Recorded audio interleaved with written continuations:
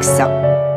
그러나 평안북도 정주가 고향인 그는 월북 시인으로 분류돼 오랫동안 잊혀져 있었다. 하지만 그는 해금되자마자 단박에 우리나라 대표 시인 중 하나로 손꼽히게 됐다. 울산대학교 소래섭 교수와 함께 식민지와 서구화라는 이중의 과제 앞에 놓여 있었던 1930년대 문인들의 공통된 운명과 그 운명에 맞선 백석의 행로는 무엇이었는지 들여다본다.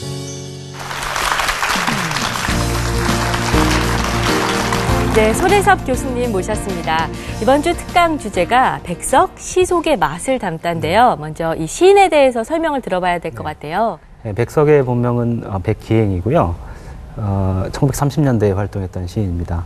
1930년대는 근대 문명이 본격적으로 도입되고 식민지적인 어떤 억압들이 공고해지던 그런 시기였습니다. 네. 그래서 그 당시에 시인이나 작가들도 그런 문제들을 많이 고민했는데요. 오늘은 그런 문제들에 대해서 백석이 어떤 고민을 했는지 말씀을 드리려고 합니다. 네, 백석 시를 감상해보는 그런 아주 재미있는 시간 됐으면 좋겠습니다. 힘찬 박수로 강연 청해 듣겠습니다.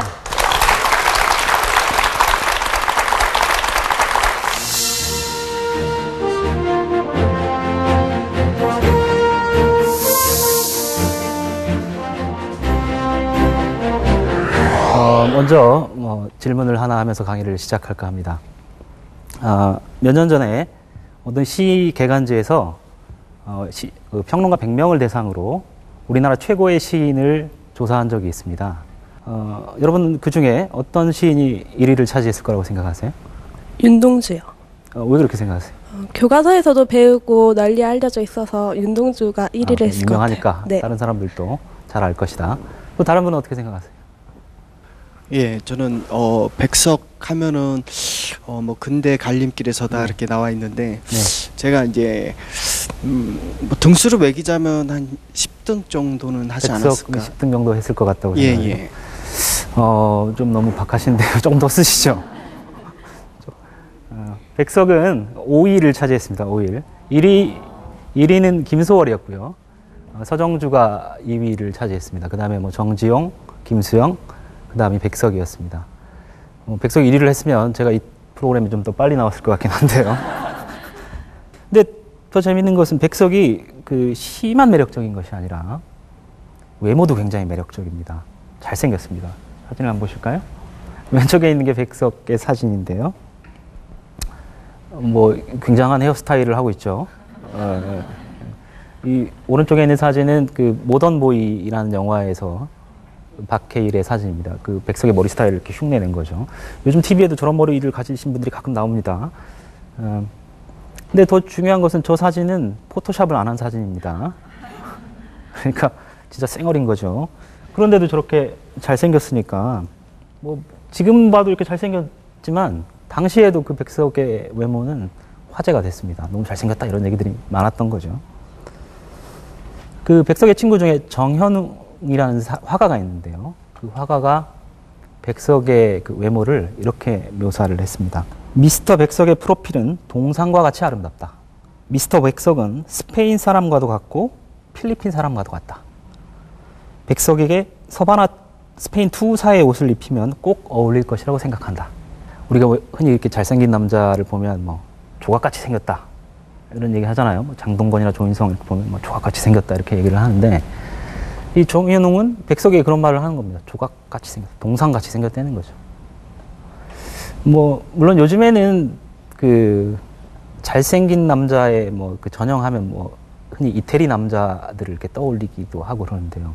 아마 그 당시에는 스페인 사람들이 이렇게 잘생겼다고 생각했던 모양입니다. 그래서 백석이 스페인 남자같이 생겼다 이렇게 얘기를 하고 있는 거죠.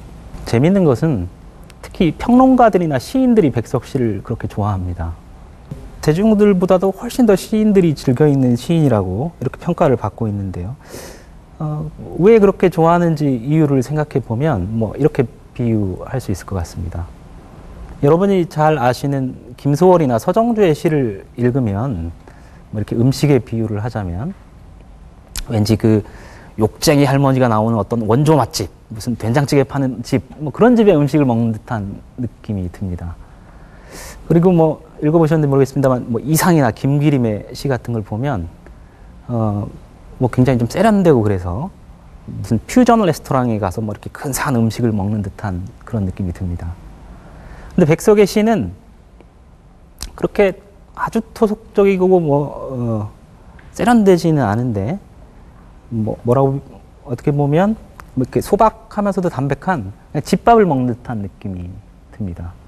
그래서 뭐 이렇게 화려하거나 자극적이지는 않지만 자꾸 읽으면 읽을수록 매력을 느끼게 되는 그런 매력이 백석 시에 있습니다.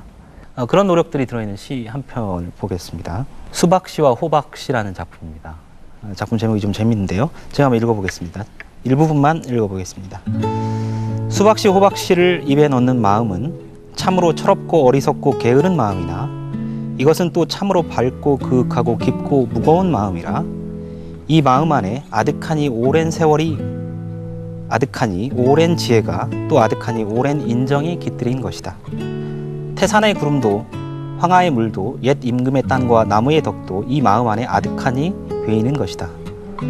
벌에 오는 새 소리도 듣고 싶고 검은 고도 한 곡조 뜯고 싶고 한 5천말 남기고 함곡관을 넘어가고 싶고 기쁨이 마음에 있는 때는 희곡까만 씨를 앞니로 까서 잔나비가 되고 근심이 마음에 있는 때는 희곡까만 씨를 혀끝에 물어 까마까치가 되고 뭐 이런 내용입니다.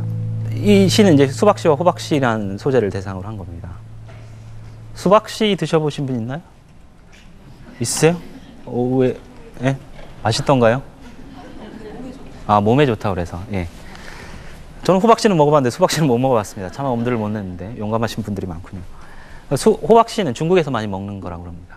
그러니까 수박씨, 호박씨는 굉장히 좀 사소하고 하찮은 음식 같지도 않은 음식으로 볼 수 있지만 어쩌면 가장 순수하고 보편적인 음식입니다. 왜냐하면 그것이 씨앗이기 때문입니다.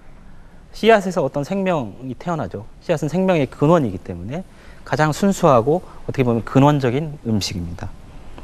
이 시는 그런 아주 순수하고 근원적인 음식을 먹는 것에 관한 이야기인데요. 수박씨, 호박씨를 먹으면서 어떤 마음을 읽어냅니다. 그 마음은 어떤 마음이냐면 밝고 그윽하고 깊고 무거운 마음입니다. 그 음식에는 그런 것들이 들어있다는 겁니다. 그래서 그 수박씨, 호박씨를 먹으면서 또는 그 자기 주위에 그 수박씨, 호박씨를 먹는 사람들을 보면서 그것을 먹어왔을 수많은 사람들, 밝고 그윽하고 무거운 마음을 가졌던 수많은 사람들을 또 백석은 생각합니다. 그런데 여기서 재밌는 것은 화자는 그 씨를 발라먹으면서 뭐라고 얘기를 하냐면 벌에 오는 새소리도 듣고 싶고 검은 고도 한 곡조 듣고 싶고 한 5천말 남기고 함곡관도 넘고 싶다 이렇게 얘기합니다. 5천말을 남기고 함곡관을 넘어간 것은 노자입니다. 노자가 도덕경을 쓰고 함곡관을 넘어갔다고 하죠. 이런 것을 보면 씨를 발라먹는 행위는 단순히 어떤 음식을 먹는 행위가 아니라 그것은 음악이기도 하고 문학이기도 하고 철학이기도 한 것입니다. 백석의 시가 소개된 것이 1987년이지만 다른 어떤 시보다 짧은 기간에 엄청나게 후한 평가들을 받고 있는 것입니다. 뭐 사례를 제가 몇 가지 들어드리면 2004년에 시인들 대상으로 시인들이 좋아하는 애송시를 또 설문조사를 했습니다. 뭐 이렇게 조사를 많이 해요. 그 중에서 그 백석의 남신의주 의동 박시봉방이라는 시가 있는데요. 그 시가 3위로 조사가 됐습니다. 또 2005년에는 또 시인들을 대상으로 우리 시대의 시인들에게 가장 영향을 끼친 시집을 조사를 했는데 백석의 유일한 시집인 사슴이 1위를 차지했습니다. 또 2007년에는 한국시인협회가 선정한 우리나라의 10대 시인 중에 한 명으로 꼽혔습니다. 그러니까 만약에 이런 것들이 가능하다면 문학 그 시인들 중에서 국가대표를 선발한다면 백석은 꼭 들어가야 되는 시인인 것이죠. 그리고 아마 이 백석 씨가 점점 더 많이 소개되고 있기 때문에 백석 씨를 좋아하는 사람들은 앞으로도 더 많이 늘어날 거라고 생각합니다. 여러분은 백석을 혹시 아세요? 많이 아시나요? 뭐 사실 그 30대 중후반 이후의 세대들은 백석에 대해서 잘 알지 못합니다. 중고등학교 때 배운 적이 없기 때문에 그런데요. 저만 해도 대학에 들어와서야 백석의 시를 접할 수가 있었습니다. 그 소위 월북 시인들의 시가 해금된 것은 1987년인데요. 백석의 시가 교과서에 수록된 것은 그보다 조금 늦은 1990년대였습니다. 그래서 저희 같은 세대들은 백석의 시를 접할 기회가 없었던 거죠.